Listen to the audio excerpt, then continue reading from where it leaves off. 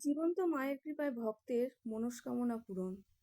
এই ঘোর কলিযুগে এমন এক মায়ের আগমন হয়েছে, সমগ্র বিশ্বজুড়ে লাখো লাখো ভক্তের মনের ইচ্ছে পূরণ হচ্ছে।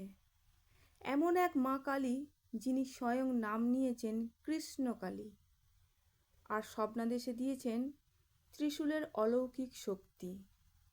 সেই ত্রিশূলের স্পর্শে সকল ভক্তের শরীরের যত রোগ জ্বালা ব্যথা বেদনা ভালো হয়ে যাচ্ছে।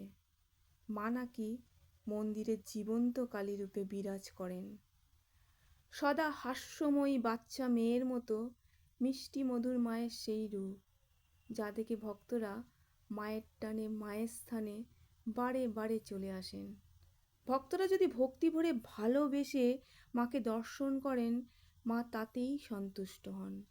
মা কখনোই চান না আমাকে ডালা ভরে স্বার্থ নিয়ে পুজো দিক। নিঃস্বার্থ মনে সবাই মায়ের কাছে যাক, এটাই মা চান। এই মনোভাবাপূর্ণ ব্যক্তিই মায়ের কৃপা খুব তাড়াতাড়ি লাভ করেন। এই মা হলেন বর্ধমানের কৃষ্ণকালী মা।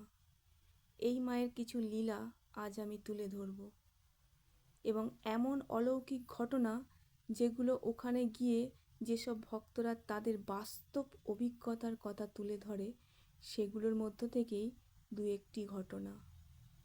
প্রচুর ভক্ত যারা ওখানে যান, যারা মাকে ভালোবাসেন, তারা অনেক কিছু প্রত্যক্ষ করেছেন।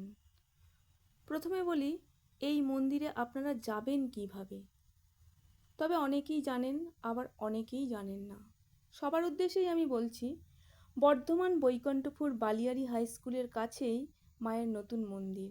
যদি ট্রেনে করে যান তাহলে বর্ধমান স্টেশনে নেমে টোটো চালককে বললেই আপনাকে অনায়াসেই পৌঁছে দেবেন। এখানে মায়ের মন্দির সম্পর্কে কিছু কথা বলি। এখানে যে মাকে আনা হয়েছে তার অনেক কারণ আছে। এরপরে আবার অন্য কোনো স্থানে যাবে কিনা সেটাও মাই জানেন। কারণ এত ভক্ত এই 2 বিঘা জমিতেও সামলানো যাচ্ছে না। মায়ের স্থান এমনই অলৌকিক শক্তিতে ভরা, ভক্তরা ঘন্টার পর ঘন্টা দাঁড়িয়ে থাকেন। কোথা দিয়ে যে সময় চলে যায় ভক্তরা বুঝতেই পারেন না। ওই স্থানে ভক্তরা অলৌকিক শক্তি পায়। এখানে এক ভক্ত মায়ের কথা বলবো। সম্ভবত সে কলকাতা থেকেই এসেছিলেন এবং লাঠির উপর ভর করেই সে এসেছিলেন। এটা আমি বলছি ইডেন উদ্যান এই স্থানে মা যখন ছিলেন।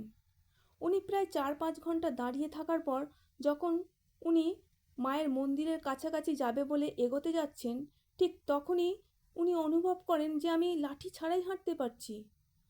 আবার আর এক ভক্ত বাবা হাত তুলতে পারতো না, উনিও বলছেন আমি অনায়াসেই হাত তুলতে পারছি। এরকম বহু ঘটনা আছে। এ তো গেল মায়ের স্থানের অলৌকিক কথা। এবার বলবো ত্রিশূলের ক্ষমতা। সোনা মা, উনি তো আদিমা, উনিই কৃষ্ণকালী মা। এক ভক্ত বাবা মাকে দর্শন করতে আর ত্রিশূল ধারিণী মঙ্গলা মায়ের হাতের ত্রিশূলের স্পর্শ নিতে মায়ের আদি বাড়িতে প্রতিনিয়ত যেত।